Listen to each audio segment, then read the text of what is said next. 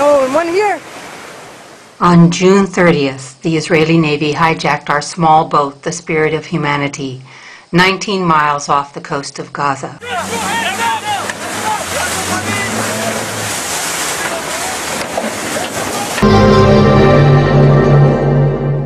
They kidnapped 21 crew members and passengers, including a former U.S. Congresswoman and a Nobel laureate. Then they forced them into port in Israel. Was this an act of piracy? And did Israel break international maritime law?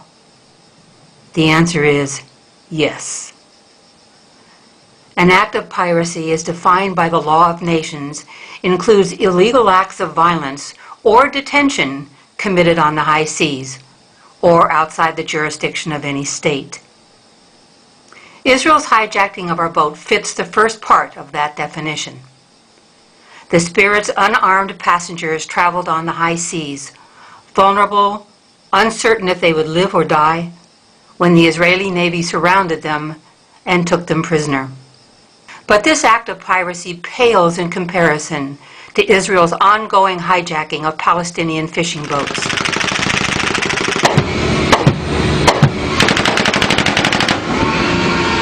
Would you tell us about the day you were attacked and injured? 12th of March 2007, we light our lights that we need for fishing, and the Navy was know and see us in the boat as a fisherman working all. How far were you from shore? Beside shore of Rafah. How do you know this? How do you know? Do you have a GPS? Yes, we have GPS already. Suddenly, after we spent the night, it was at 5:30 in the morning. We heard the pump and shouting suddenly. The shooting was about 30 minutes continuously. Then I heard the big sound and I felt I lost my hand.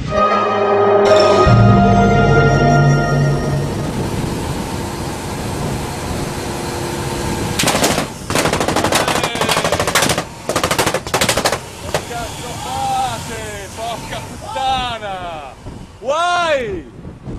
Why? Why? We are all civilian and why? No one seems to have the will to stop Israel. It acts with impunity, shooting Palestinian fishermen, kidnapping them, forcing them into Israeli waters, and stealing their boats.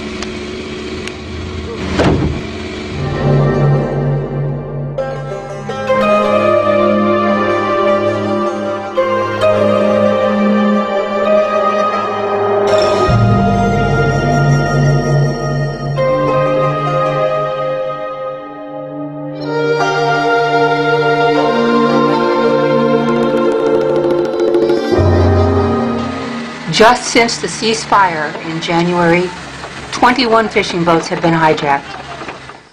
When Israel returned 3 of them, they forced the fishermen to sign a document saying they would not go to court. If they didn't sign, they would not get their boats back. Israel has kidnapped 54 Palestinian fishermen since the first of the year, trying to force them into collaborating with the Israeli occupation. Otherwise, if they don't agree, they will lose their boats and they will lose their livelihood. A 1994 agreement signed by Israel stated that Palestinian fishermen have the right to fish up to 20 miles from Gaza's coastline. However, in 1996, Israel began to illegally reduce that fishing zone to 12 miles, in direct violation of international maritime law.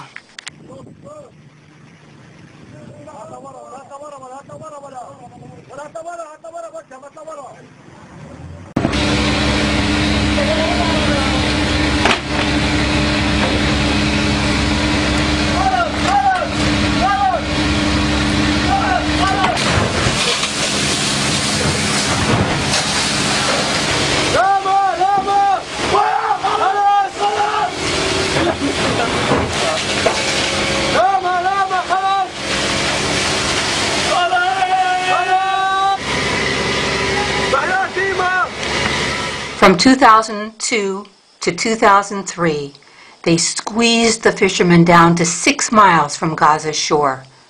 Today, it is often 1 to 3 miles, enforced by Israeli gunboats that shoot to kill Palestinian fishermen as they try to make a living for their families.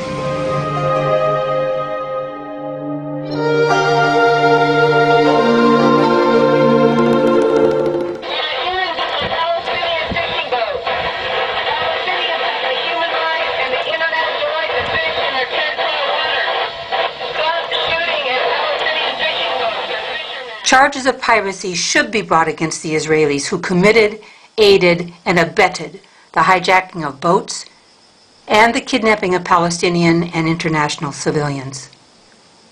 Governments and international civil society must do all that we can to pull Israel back into the bounds of international law and truly support the self-determination and human rights of the Palestinians and those of us who support them. Remember, an act of piracy, as defined by the law of nations, includes illegal acts of violence or detention committed on the high seas. Has Israel committed acts of piracy against the Palestinian fishermen and the international observers? We are international! We are international! And have they been committing them for the past decade? The answer is a resounding yes.